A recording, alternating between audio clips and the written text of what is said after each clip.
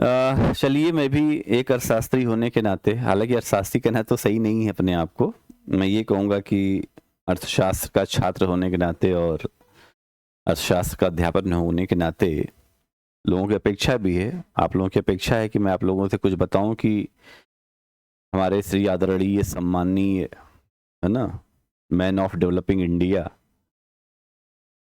प्रधानमंत्री जी ने कहा कि आप सोना मत खरीदिए, और फिर साथ में कहा कि ज़्यादा ट्रैवल मत कीजिए, पेट्रोल डीजल को बचाइए। तो कैसे देखते हैं इसको अर्थव्यवस्था की दृष्टि में? क्या इम्पैक्ट पड़ जाएगा? क्या वास्तव में जो विदेशी मुद्रा भंडार है उस पर प्रभाव पड़ेगा? क्या वास्तव में जो फॉरेक्स हमारा है या जो रुपए के बदले डॉलर की कीमतें हैं वो थोड़ी सी प्रभावित होंगी? चलिए, अर्थशास्त्र और अर्थव्यवस्था की बात को थोड़ा दरकिनार करते हुए मैं इस बात पर थोड़ा ध्यान खींचना चाहूँगा कि प्रधानमंत्री जी ने तो बिल्कुल ऐसे ही कहा कि सोना मत खरीदिए या गोल्ड मत लीजिए, जैसे लगता हो कि हर दिन लोग गोल्ड लेने ही जा रहे हैं। भारतीय अर्थव्यवस्था में 90% में से 60% की जनसंख्या ऐसी है जो रियली में हैंड टू माउथ है, यानी सुबह कमाती है फिर खाने को मिलता है, फिर शाम को कमाती है फिर सुबह का इंतजाम करती है। तो फिर ऐसे में ये कहना कि गोल्ड परचेज मत करिए, तो फिर थोड़ा सा अचंभा लगता है कि गोल्ड परचेज कर कौन रहा है? गोल्ड परचेज तो एक हायर क्लास करता है, और भारत में जो मध्यम वर्गीय परिवार है वो सोना अवसर पे खरीदता है, उसे सोना खरीदने का शौक नहीं है, ना हमारे पास इतना कैपिटल है कि हम सोने में निवेश करने जा रहे हैं। तो सोना हम तो मौके पर खरीदते हैं, दिवाली आ गया तो शुभ मौका हुआ, शादी विवाह हो गया तो शुभ मौका हुआ, वो सोना हम 24 कैरेट या 22 कैरेट पे नहीं जाते। वो गांव के जो बेचारे सुनार हैं, वो गांव के लोगों को बेवकूफ़ बना करके 14 कैरेट 10 कैरेट का सोना, मिलावटी सोना बेच रहे हैं, है ना, वो एक अलग मुद्दा है। तो अभी कहानी ये है कि आखिर प्रधानमंत्री जी अभी मना कर रहे हैं गोल्ड मत लीजिए, मुझे लग रहा है कुछ दिन के बाद वो कहीं ये ना कहीं पार्ले जी मत लीजिए, क्योंकि पार्ले जी में जी फॉर गोल्ड ही हो सकता है ना।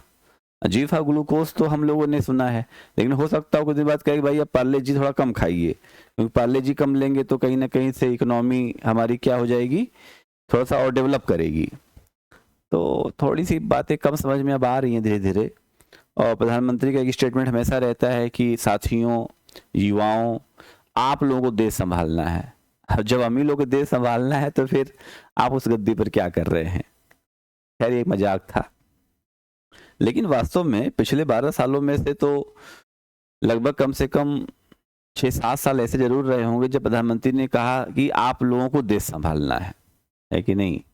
जो अभी लोगों को देश संभालना है तो फिर पूरा महकमा, पूरा डिपार्टमेंट, सरकार, है ना? सरकार तो भाई लोगों की माई बाप होती है, और जब हम सरकार को माई बाप कहते हैं तो माई बाप से काफ़ी उम्मीदें होती है। कैसे हम लोग अपने पेरेंट्स से काफ़ी उम्मीदें रखते हैं कि हमारे लिए खाने पीने रहने की सब कुछ अच्छी उचित व्यवस्था करें, तो ये सरकार की एक नैतिक जिम्मेदारी है। तो बहरहाल ठीक है, सरकार ने हम लोगों से डिमांड करा हुआ है तो हम इस पर फॉलो करते हैं, लेकिन ये किस दिशा में अर्थव्यवस्था जा रही है इस पर एक बहस तो बनती है।